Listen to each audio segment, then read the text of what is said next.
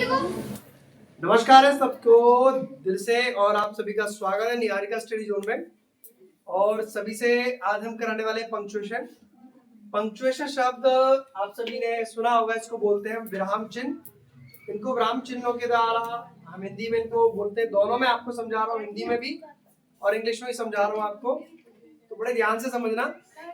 विराम चिन्ह हमारी लाइफ में बहुत अच्छे होते हैं, यूज किया जाता है इनका जब भी हम बोलते हैं। जैसे अभी मैं रुका, मेरा आदि बहुत अच्छा लगा, तो मैंने थोड़ा सा विराम लिया।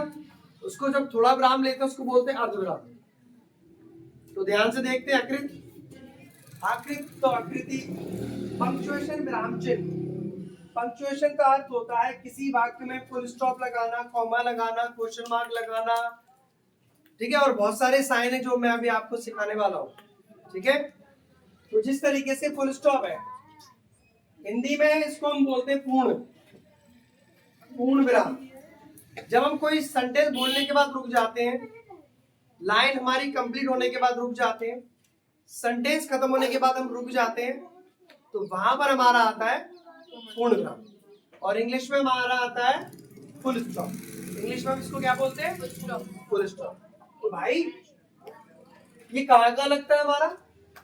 Affirmative sentences. एफर्मेटिव सेंटेंसेस में लगता है भाई, नेगेटिव सेंटेंसेस में लगता है भाई, इंपेरेटिव सेंटेंसेस में लगता है। अब आप सभी को जब आप पंक्चुएशन कर रहे हैं तो आप सभी को मैंने पहले सिखा चुका हूं कि एफर्मेटिव सेंटेंस क्या होते हैं, नेगेटिव सेंटेंस क्या होते हैं और इंपेरेटिव सेंटेंसेस क्या होते हैं।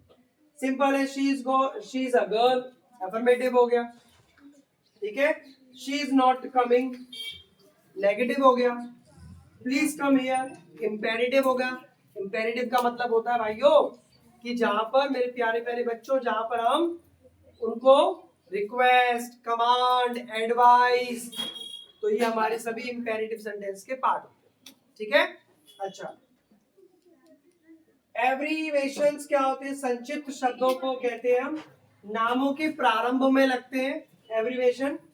जैसे मैंने बोला एम ए, अब एम और ए, तो एम ए मतलब एम ए मतलब मास्टर ऑफ,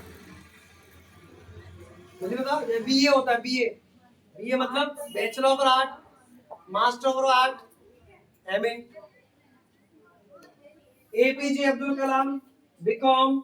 ये जो नाम से लग रहे हैं बाद में उनको BBA, bachelor of science, BSc, तो इन शब्दों को हम इसका यूज करते हैं एब्रिविएशन का, ये लगाते हैं इस तरीके से।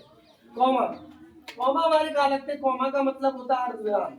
जहां बोलते बोलते थोड़ा सा रुक जाते हैं, हमारी मोदी जी है, बोलते बोलते रुक जाते हैं, थोड़ा थोड़ा विराम देते हैं, सोच के बोलते हैं, ठीक है। तो वहां पर हमारे विराम चिन्ह लगते हैं, ठीक है, जिसको बोलते हैं हम अर्धविराम। क्या बोलते हैं? सॉरी, अर्धविराम। इसको इंग्लिश में बोलते हैं कॉमा।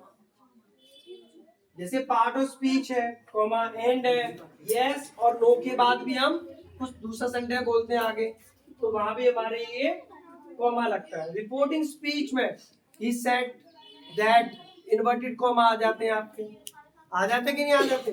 तो भाइयों इसको अपन बोलते हैं कॉमा और इसको बोलते हैं फुल स्टॉप, इसको बोलते हैं एब्रिविएशन। क्लियर है सबको? हमारी वीडियो आपको अच्छी लगी, like and subscribe. Thank you so much. जय हिंद, जय भारत।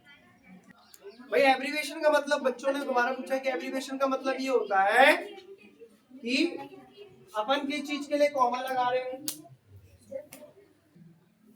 एब्रिविएशन का मतलब होता है किसी के नाम लिखा है मैंने यहाँ पर, नामों के प्रारंभ में एब्रिविएशन लगा। जैसे आपने डीआर लिख दिया, अब डीआर की फुल फॉर्म क्या होती है? डॉक्टर। एम के लिख दिया, Mukesh Kumar. N S Z लिख दिया, एन के बाद डॉट, एस के बाद डॉट और ए के जेड के बाद dot, N S Z, Niharika study zone. तो ये सभी हमारे क्या बोलते हैं उसको? Abbreviation. M A P J Abdul कलाम, ये देख रहे हैं आपको, इस तरीके से हम इनका यूज करते हैं एब्रिविएशन के बाद। समझ में आया? थैंक यू सो मच, धन्यवाद। जय हिंद, जय भारत।